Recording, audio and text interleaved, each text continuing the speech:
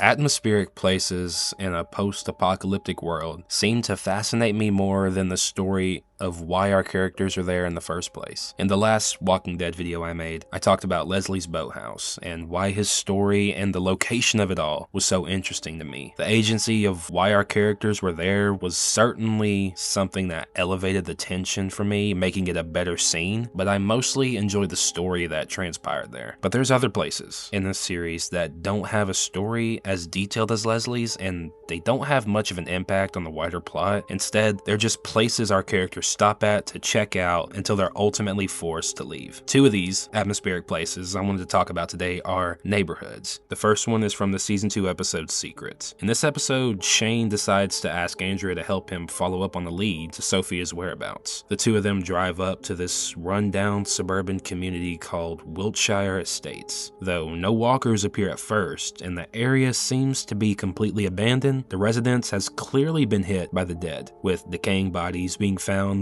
within most of the houses. The community itself has been plunged into disarray. Abandoned cars are littered everywhere, and garbage has overflown in the streets. When Shane and Andrea finish their search, the neighborhood suddenly swarms with walkers. Shane uses this as an opportunity to help Andrea with her gun training. After they both kill several walkers and flee the area, they head back towards Herschel Green's farm with no information on Sophia. We don't see much of this neighborhood as far as wide shots go, but of course there's more than meets the eye here. This neighborhood also tells a hidden story. It's not as detailed as others, and it's difficult to piece together. If you're curious about it, check out Ty Swell's video where he pieces together the environmental clues here to come up with a theory. I just find this forgotten neighborhood so interesting. I love the set design here with the leaves scattered everywhere, the overgrown grass, the bodies in the road, the cars that look like they were parked in a panic, the trash piled high in cans, and the open garage adds so much to a place where so little time is spent. This place is one I think about a lot because it's from so long ago. It's like the good old days of season 2. Now the second one I want to talk about is from the season 5 episode, What's Happened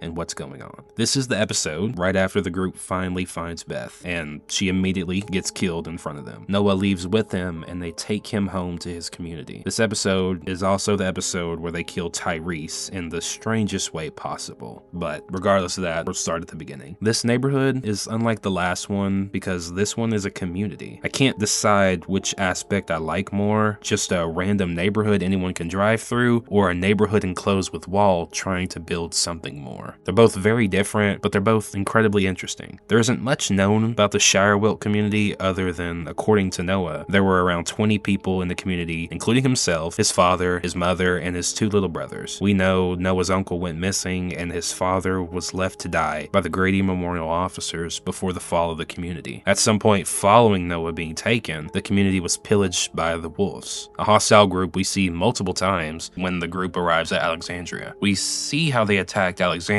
killing many of its inhabitants, and that kind of surprise attack is exactly what happened here. I'm guessing there might have been more wolves during this time because of the scale of this neighborhood. The damage to the brick walls near the woods tells me people and vehicles drove through them unexpectedly. The tire marks in the road corroborate that, and the dead inhabitants in their yards and on the street tell me this attack happened suddenly. Afterwards, the ruins slowly became overrun by the dead due to the break in the wall. The carnage here is immense and perfectly encapsulates the whole point of the video. By the look of it, Shirewilt Estates was an upscale and lovely community. I'm sure a lot of these people were families and elderly people, and maybe only a few men here could actually use guns. I say that because they definitely didn't have enough fighters. If they had a Carol here, maybe they would have stood a chance, but that's neither here or there. Now, I know I said that there were just 2 neighborhoods that I wanted to talk about, and that was true at first, but there was one I remembered when I wrote the first half of this script, so I figured we add it now as an honorary mention. In the season 4 episode, Indifference, Rick and Carol leave the prison to make a supply run. You'll remember this episode as the one where Rick banishes Carol from the group.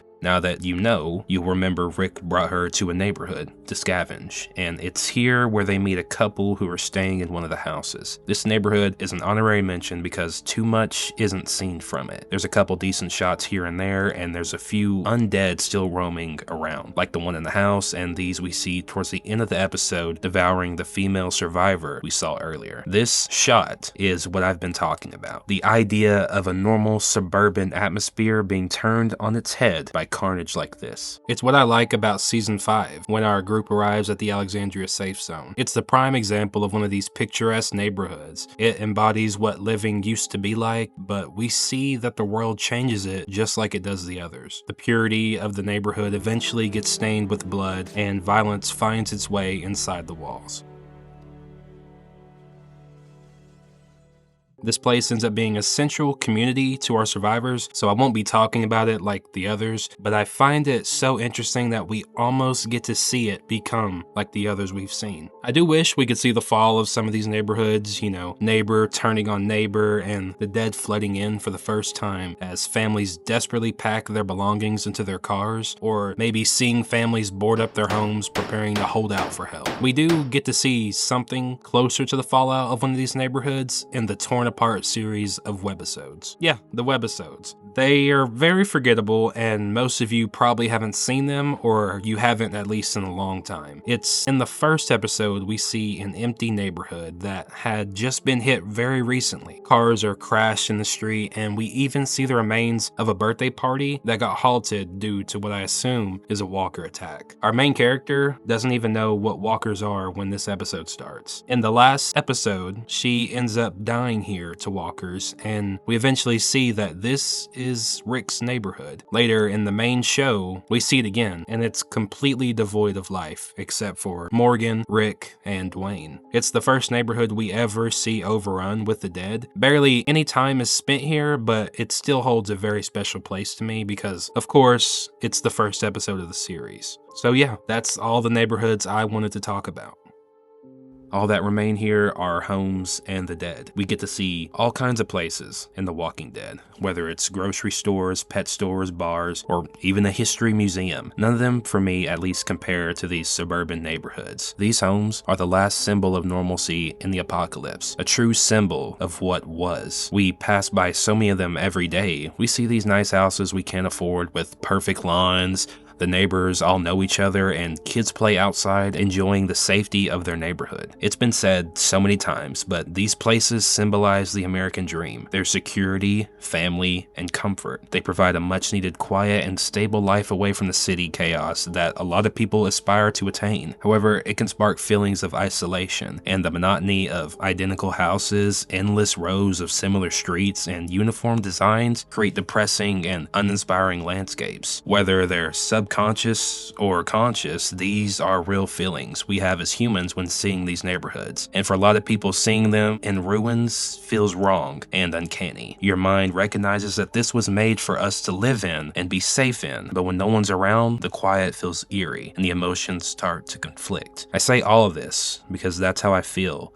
when I see neighborhoods in The Walking Dead. I think a forgotten and rundown suburban neighborhood is the perfect backdrop in a post-apocalyptic world. When you see them, it truly goes to show that everything is gone now. And yeah, that's why I think they're perfect. So, what's your favorite kind of place to see in a post-apocalyptic world? Let me know in the comments below. And thank you for watching, and yeah, I'll see you in the next one.